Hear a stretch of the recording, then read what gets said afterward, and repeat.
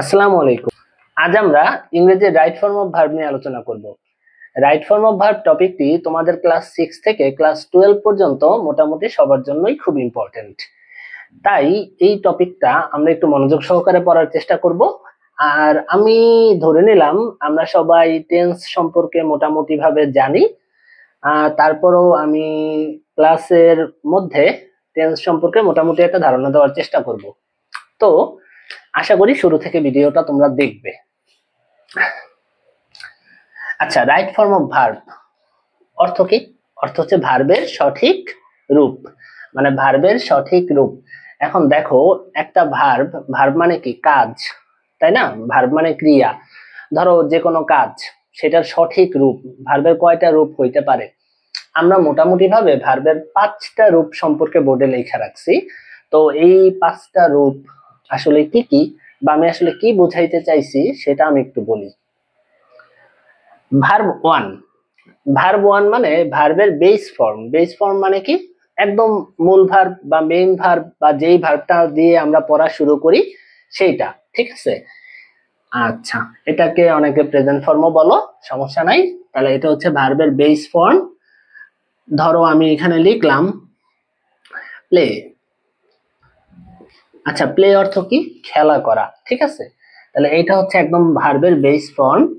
তারপরে ভার্ব 2 হচ্ছে ভার্বের পাস্ট ফর্ম, মানে অতীতকাল। তাহলে প্লে, এটার অতীতকাল হবে কি? অবশ্যই প্লেড, ঠিক আছে? এটা হচ্ছে ভার্ব 2। আমরা এই শর্ট ফর্ম গুলাই আসলে পরবর্তী ক্লাসগুলোতে বা লেকচারগুলোতে ব্যবহার করব। ভার্ব 3 আসলে কি বলো? ভার্ব 3 হচ্ছে ভার্বের পাস্ট পার্টিসিপল ফর্ম, যেটাকে আমরা সংক্ষেপে পিপি বলতে পারি। আচ্ছা, অনেক ক্ষেত্রে দেখা যায় ভার্ব 2 আর ভার্ব 3 প্রায় একই হয়, কখনো আলাদা হয়। তো আমরা সবাই এগুলা পারি মোটামুটি। তারপর আমরা ক্লাসের মধ্যে এই verb 2, verb 1, verb 3, strong verb, week verb এগুলো একটু পড়বো, মাঝে মধ্যে পড়ার চেষ্টা করব, ঠিক আছে? আচ্ছা, তাহলে ভার্ব 3 হচ্ছে প্লেট। ভার্ব 4, এইটা ইম্পর্টেন্ট। আমি যদি ভার্বের বেস ফর্মের সাথে আইএনজি যোগ করি, সেটাকে বলে জিরান ফর্ম। ওইটাকেই আমরা সংক্ষেপে ভার্ব 4 লিখছি, ওকে? তাহলে প্লের সাথে যদি আইএনজি যুক্ত করি তাহলে হবে কি? প্লেইং। আচ্ছা, V5 কিছুই না, ভার্বের সাথে যদি আমি এস বা ইএস যুক্ত করি, কোনো ভার্বের সাথে এস যুক্ত হবে, আবার কোনো ভার্বের সাথে দেখা যায় যে ইএসটা হচ্ছে বেশি সুইটেবল, ঠিক আছে? তো আমরা সেই অনুযায়ী এখানে ভার্ব 5 গুলা লিখবো। আপাতত প্লের সাথে আমরা এস যুক্ত করব, ওকে? তাইলে play, plate, plate, playing, place. V1, V2, V3, V4, V5। তো আমরা এই ব্যাপারটা বুঝলাম, তাই তো? এইটা দিয়ে আমরা পরবর্তী ক্লাসগুলা নিব। এইবার এই ভার্ব অনেক প্রকারের হলেও আমাদের জন্য যেটা বেশি দরকার সেটা হচ্ছে ভার্ব, মেইন ভার্ব হইতে পারে, আর একটা হচ্ছে অক্সিলিয়ারি ভার্ব বা সাহায্যকারী ভার্ব হইতে পারে, ঠিক আছে? তো ভার্বের মেইন ভার্ব গুলো তো আমরা সবাই জানি যে V1, এরা হচ্ছে মেইন ভার্ব, ওকে? মেইন ভার্ব থেকে এই ভার্ব গুলা আসে। এগুলা বাদে যে ভার্ব গুলা একটা বাক্য গঠনের সাহায্য করে তাকে কি বলে? সাহায্যকারী ভার্ব বলে। তো সাহায্যকারী ভার্ব কত প্রকার, সেগুলাই আমরা একটু পড়বো। আচ্ছা, প্রথম হচ্ছে বি ভার্ব। আমরা টু বি ভার্ব বা বি ভার্ব বলি। দেখো, am, is, are, was, were, shall be, will be, have been, has been, shall have been, will have been, এরা হচ্ছে টু বি ভার্ব, ঠিক আছে? সাহায্যকারী ভার্ব বললে এরা হচ্ছে টু বি ভার্ব। এর মধ্যে am, is, are, was, were এদের আমরা বি ভার্ব হিসাবে চিনি। আচ্ছা, অনেক সময় রাইট ফর্ম অফ ভার্বে যখন ব্র্যাকেটে বি দেওয়া থাকে তখন আমরা বাক্য অনুযায়ী am অথবা is অথবা are, was, were এইগুলা বসাই, তাই না? তো এই যে বি, এই ভার্বগুলার নির্দেশক কি বি না? তাইলে যখন মডালের সাথে বি বসবে তখন তো আর এই ভার্বগুলা বসবে না, তখন বসবে বি। আচ্ছা, শ্যাল বি, উইল বি, এগুলাও তাইলে কি ভার্ব? Two be verb. আবার এই বি ভার্ব, এইটার যে ভার্ব থ্রি মানে ভি থ্রি, সেটা হচ্ছে বিন, বি ডাবল ই এন, বিন। তখন শ্যাল হ্যাভ বিন অথবা উইল হ্যাভ বিন যখন হবে, তার মানে সেইটাও বি ভার্বের অন্তর্গত, মানে টু বি ভার্বের অন্তর্গত, ঠিক আছে। আরেকটা ব্যাপার, এই যে হ্যাভের সাথে অথবা হ্যাজের সাথে সবসময় কি বসে? হ্যাভের সাথে অথবা হ্যাজের সাথে ভি থ্রি বসে, ঠিক আছে, ভি থ্রি বসে। তাহলে বি এর ভি থ্রি হচ্ছে বিন। তো হ্যাভ আর হ্যাজ নিয়ে আমরা একটু পড়ি, সেটাকে আমরা বলতে পারি টু হ্যাভ ভার্ব। তাহলে হ্যাভ, হ্যাজ, হ্যাড, ওকে। এখন শ্যাল অথবা উইলের সাথে হ্যাভ বসবে, তখন কি হবে? সেটা টু হ্যাভ ভার্ব হবে, শ্যাল হ্যাভ, উইল হ্যাভ, ওকে। এইখানে কখনোই কিন্তু হ্যাজ বসবে না, হ্যাড বসবে না, হ্যাভই বসবে, ওকে। এইবার আমরা পড়ব to do verb. Do verb তিনটা, do, does, did. Do, does, did, এরা হচ্ছে টু ডু ভার্ব।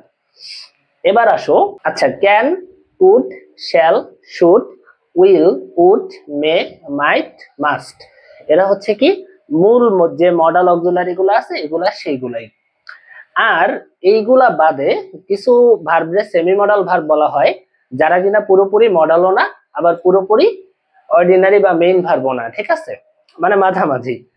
তো use to, ought to, am to, is to, are to, have to, has to, মূলত এই টু যুক্ত এই ভার্বগুলো হচ্ছে সেমি মডাল, সাথে হচ্ছে নিড আর হচ্ছে ডেয়ার।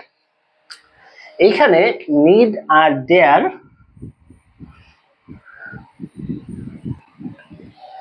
এরা আসলে দুই ধরনের ভার্ব হিসেবেই বসতে পারে। এরা কখনো বেস ফর্ম মানে মেইন ভার্ব হিসেবে বসে, কখনো আবার মডাল হিসেবে বসে। তো এরা হচ্ছে মার্জিনাল ভার্ব, এই নিড আর ডেয়ার। আমরা একটু দেখি যে নিড কখন মেইন ভার্বের মতো আচরণ করে আর কখন হচ্ছে অক্সিলারি ভার্বের মতো আচরণ করে বা মডালের মতো আচরণ করে। দেখো, একটা বাক্য যদি হ্যাঁ বাচক হয়, মানে অ্যাফার্মেটিভ সেন্টেন্স হয়, তখন সাধারণত নিড মেইন ভার্ব হিসেবে বসে। আমার একটি বই প্রয়োজন। আচ্ছা, এখানে তাইলে নিড কি? নিড হচ্ছে মেইন ভার্ব, ঠিক আছে। ধরো আমি যদি বলি I need some time, I need some money, ঠিক আছে, অথবা ধরো আই নিড ইউর হেল্প, এটা হচ্ছে এইখানে যে বাক্যগুলো বললাম, এইখানে নিড কি হবে? নিড হবে মূল ভার্ব বা মেইন ভার্ব। এখন কথা হচ্ছে নিডের পর যদি টু থাকে, নিডের পর যদি টু থাকে, তখনও সেটা মেইন ভার্ব হিসেবে কাউন্ট হবে। যেমন I need to go there, I need to go there, আমার সেখানে যাওয়া প্রয়োজন। এইখানে নিডের পরে কি আছে? টু আছে।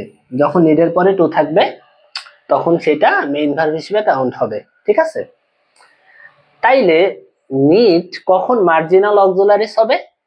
যখন একটা সেন্টেন্স নেগেটিভ হবে অথবা একটা সেন্টেন্স ইন্টারোগেটিভ হবে।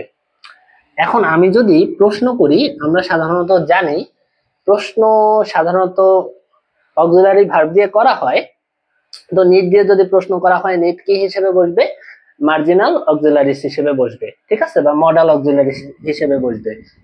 যেমন নিড ইউ গো হোম, তোমার কি বাড়িতে যাওয়া দরকার? এখানে নিড অবশ্যই সাহায্যকারী ভার্ব। এইবার কথা হচ্ছে বাক্য যদি নেগেটিভ হয় বা নাবাচক হয়, ধরো ইউ নিড নট গো দেয়ার, তোমার সেখানে যাওয়ার কোনো দরকার নাই, তখনও কিন্তু সেটা সাহায্যকারী ভার্ব বা মডাল অক্সিলারি হিসেবে বসবে। কিন্তু নাবাচক বাক্য আমি যদি এইভাবে লিখি বা এই ফরম্যাটটা ইউজ করে লিখি, যেমন you do not need to go there, এখানে আমি যদি ডু নট যেহেতু নিয়ে আসছি, তার মানে এখানে আমি সাহায্যকারী ভার্ব নিয়ে আসছি, তখন কিন্তু আসলে নিড মডাল হিসেবে বসলো না, নিড কিন্তু এখানে মেইন ভার্ব, ঠিক আছে। তো ডেয়ার, ডেয়ার অর্থ কি? ডেয়ার অর্থ সাহস, আর ডেয়ারের বেলায়ও ব্যাপারগুলা প্রায় একই। তো নিড আর ডেয়ার এরা হচ্ছে মূল ভার্ব মানে মেইন ভার্ব এবং অক্সিলারি ভার্ব মানে সাহায্যকারী ভার্ব হিসেবে বসতে পারে, দুইটাই বসতে পারে, এটা দুইটা ব্যবহারই আছে। আমরা একটু এগুলা ভালোভাবে শিখবো, কারণ পরবর্তী যে কোনো টপিকে আমাদের এই পড়াগুলা কাজে লাগতে পারে।